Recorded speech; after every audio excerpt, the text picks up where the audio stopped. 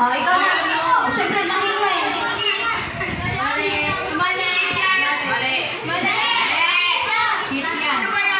Ship. Ship. Ship yan, tupa yan eh. Pwede na ito mag-anak na rin yung pwede na yun. Masyado kayo mahigpit. Asan yan? Oh, saan siya na? Saan siya nabubuhay? Ang boy. Sa daw yan. Oo. Sa daw yan eh, joke. Meron pa ba? Meron pa? Oo. Ano ba? Oh, ilay ka. Isa siyang pating. Mukhang may nalangit sa kanya.